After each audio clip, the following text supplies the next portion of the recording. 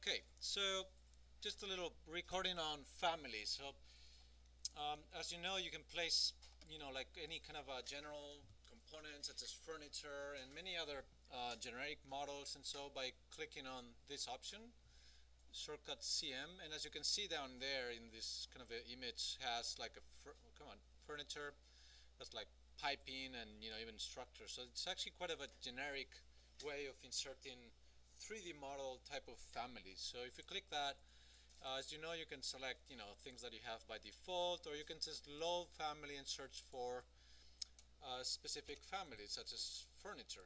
Now you can go and check for beds and scroll in and see that you have different beds. No?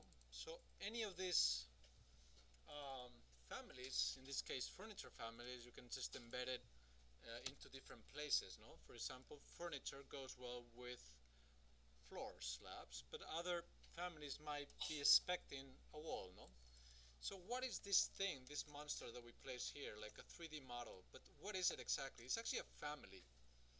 No, if we double click it, we will be able to enter that specific project and see how it's has been constructed. No? Another way, instead of double clicking, is clicking on edit family. No? If you press pick new host, you can just select another slab that you might have above it. No? I'm going to double click, again the same as clicking there, to see what comes up. So this is an entire different file in Revit. It's not a project, it's just like an interface that is different. Okay, you see these parameters or these tools here, extrusion, blend, revolve, all of these are going to be common for many type of families. Okay, so some other ones share a different interface, but they're going to be like columns, furniture, generic models, and many other ones share the same interface. It is not the same as a project. You have create, you don't have architecture. It's not the same as, for example, creating a family of profiles that we saw last semester. You only have lines, etc. You won't have 3D models because you only need a polyline, no? And it's not the same as the family of conceptual masses. Uh, I could call this one a bit more like closer to Rhino type of interface. You have extrusions, blends, and you need different types of lines to create these operations. I'm going to talk about it in a second. So what is this thing that we have here? You can expand and start seeing that you have floor plans, so it's not that different than a project, but it has like reference level. It's kind of a different thing, no? If I go to that plan, we start seeing things that should be familiar to us. EQ is when you put a dimension between two distance, for example, DI dimension between here, here, and here. That EQ is an option that you have to make and equalize the distance between these two elements that I have measured. I'm not going to do it because I will probably destroy the parameters. We also have like a dimension with a title, width. Well, we know what that is. That's a parameter, no? So we can check the parameters in the same way as in the conceptual masses over here. And yes, we see that there's one called width, and when I select it, it turns orange, no? It's another parameter called length. Let's see elevations if they have more parameters. I don't see any more. No more. So it's a very simple, in terms of parameters, it's a very simple model that we have here. So the question is, how do we build these simple elements, these 3D solids in Revit, no? So before that, I just want to go back and close this one and see how we can start from scratch a series of families. For example, furniture families. How can we start from zero? Well, you go to Revit, New, Family, and if you pop up this window, these are all the types of families that you can start with. This is almost like the 0 point for any family. Inside of these options, we actually have some of them that we know, like profiles. As you know, profiles, if I open, you can create a little polyline and then load it as a profile into sweeps and rebuilds, no? As you can see, again, as I mentioned before, the interface is entirely different. We're not creating any 3D object here, no? Okay, I'm going to create a new family here. Let's select other options. Well, we should be able to see here conceptual masses as well. We should be able to see like things like generic models. It's like if you have a model that is like quite generic, like a special ramp that is next to a building, you could do it here. As you can see, the interface is the same as the one I'm going to start explaining. And you start with a very simple X, Y, and Z coordinate systems with green dashed lines. These green dashed lines are called actually reference planes, okay? So another thing you should notice is that when you open a family, it doesn't just open one window. It actually opens several windows, including like the 3D view. It opens like the elevation. So it's kind of like not just one window that you're dealing with, okay? Let's create another one. Family. Let's say window, for example. Windows and doors, they need like a base wall associated to it. So if you want to create a family of a window, this will be the starting point of that family. If you go to the 3D, you will see that it gives you a wall, and it gives you already some parameters that you have to be adapted to. It has to be equal distance to the center axis. It has a parameter called width. So, you know, it's telling you what is the interior side of the wall and the exterior. So these things are like helping you to start with a window, no? Now we're not going to deal with these ones yet, like windows and doors are a bit more complex. Let's say new family, and let's check very fast the door as well. It starts with a wall. It actually gives you a series of like mullions and carpentry around, and you know it's very similar than a window. Just that the 3D, you have a frame projection parameter. Again, those you can see under parameters, and there they are. And you will have like the wall and the cut of the door to the bottom. That's the difference between this one and the window. Okay, so let's see more of that. New family, but all of them again are sharing the same interface. So if you learn very well how to do furniture models, which is the example I'm going to use, you will be able to do doors as well. Docks for electricity fixtures, furnitures we're going to see now, lighting fixtures, you know, parking elements, plumbing, railings. We know about railings a little bit. Site elements that you might need. Structural columns, if I open that one, or structural foundations, they share the same exact interface. So you can create your own column in a very simple way. The only difference is that instead of having an X and Y reference plane, it has a pair of vertical and horizontal reference planes. So you can start playing with equal dimensions for a column structure, no? So that I'm going to explain actually next class. How can we create our own column? Okay, so I'm going to do a little bit of a furniture explanation here. So if I'm going to say new family furniture, and it starts with a very simple kind of X, Y, and Z set of reference planes. Each reference planes, when you select it, it has a title or a name associated, center, left, right, center, front, back. We can create extrusions, blends, etc. that we'll talk in a second. You could embed other 3D models into this one. Why not? You could create actually a furniture family, and like you know, like a I don't know, like a razor or something, or any other element that you might want on top of a table, and it's a family on top of another family. Why not? So it's almost like XREFs. In the create mode, you have the reference plane. You can create your own reference planes similar to the ones that you have as default. If you click there, you can just click into time similar to a level or a grid. You can just place any reference plane. You can select it and give it a name, like hello. You know it's hello because you know it says here under the parameters, but also mentions its name here in the right. Okay, good. How do we create models, like 3D models? And again, or 3D solids, we're gonna repeat this as we go. I'm gonna delete that reference plane.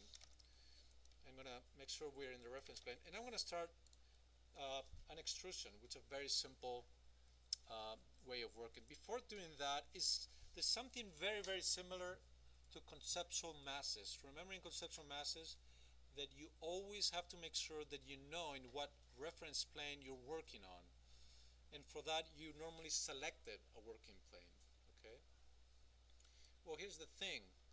Here is exactly the same, but it works slightly different in the way of how you see those planes. There's under Create, there's one thing called Show. If I click Show, it will show me the working plane, which means the plane that I don't need to select because it's there, like invisible, it's a reference plane. And it turns in blue. That means that whatever I create, such as lines, they're going to be done in that plane, okay? The question will be, well, how can I change that reference plane or that working plane? I go to Create, and there's right next to Show, there's a Set. When you click on Set, it pops up this little window, and you have like three options. Basically, the two first ones I think are the ones that really matter.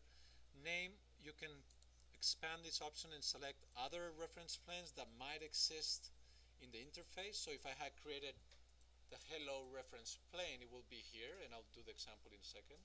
I'm going to select the center one and say OK. As you can see, automatically that blue invisible but shown plane is there.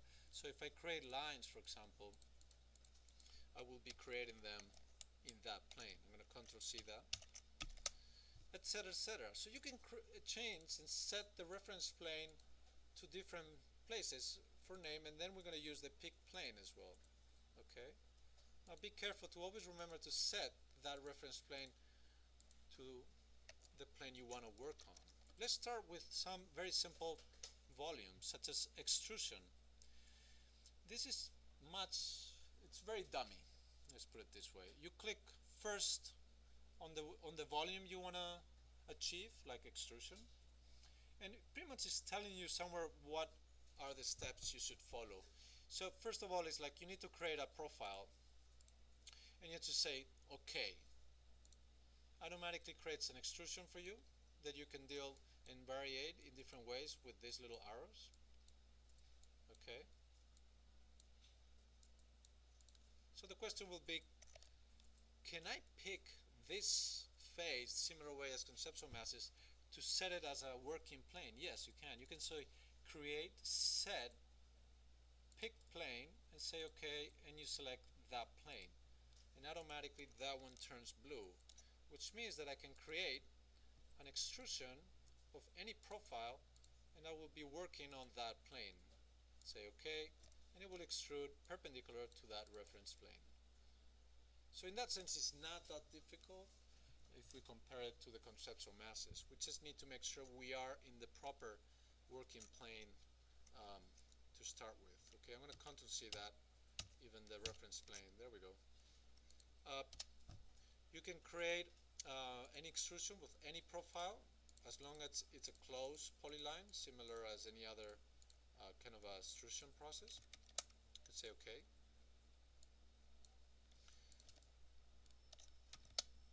And you can also create all of these same options, but as a void. If I expand the void options, they're exactly the same options as solid options, but it will create a void. So if I click on void extrusion, I can create my own like cylinder and say OK. And whatever it crosses on, it will be doing a Boolean difference that would be in Rhino, or just a cutout with that void. No. Now remember, voids in Revit are actually a little bit like not perfect working. So if you want to do another cut here, it could be tricky. So just be aware of that. Another thing to be aware of, that you don't see the void volumes. You have to kind of scroll on top of it and extract it to select it and be able to delete it or change it or whatever you want to do with it. Okay. Obviously, any profile or extrusion profile, you can just set and edit it by say edit extrusion, and it will just go back to the stage of the profile. So now I can do, for example, an arc and say OK, and it will create that change in the extrusion. So in a way, it has that kind of record history always embedded, similar to Rhino's record history. Okay. So yes, obviously you can set and pick planes. that they're not necessarily orthogonal. Let's say this plane now. And you can create other extrusions in that reference plane.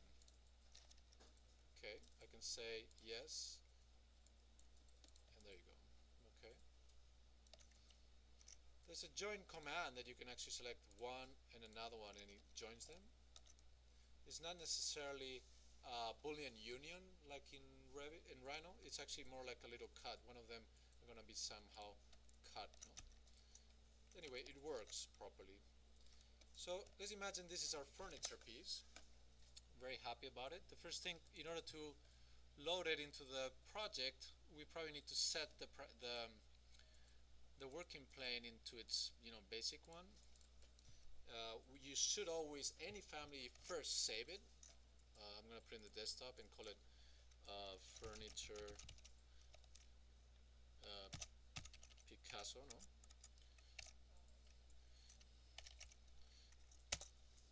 And then, again, first you save, second you load into the project. And there it comes. Obviously, I did not control issues of dimensions, so Picasso's a little bit like a crazy monster here in the middle. And obviously, for each family, you can deal with materiality in different volumes. You can, you can generate your own parameters of height criteria. Remember the parameters. If I control and go back to this element, I can always go to the elevation, create my own reference plane here, and align this face to the reference plane and lock it. And I can create a parameter by just simply dimensioning, selecting the dimension, and adding a parameter of height. No? If I add a parameter, and I'll explain that more in detail next class, you will be able to change, for example, the height of this wonderful furniture piece. Okay, that goes to any furniture. If I go, for example, back to our project, and I place the desk, and I double click on it to see what's going on, you not only have parameters in the floor plans, depth, width, you also have parameters as elevation, height, leg height, and all of those will be changing and incorporated as parameters afterwards into the project. So that's why these parameters are actually the ones that are making this chair, when I select it, has the options here, the depth, height, leg height, and width within the edit type. So this is how they talk. The parameters that we create in the family are coming afterwards in the edit type, and we can change and make our own structure. Okay, I'm going to close that.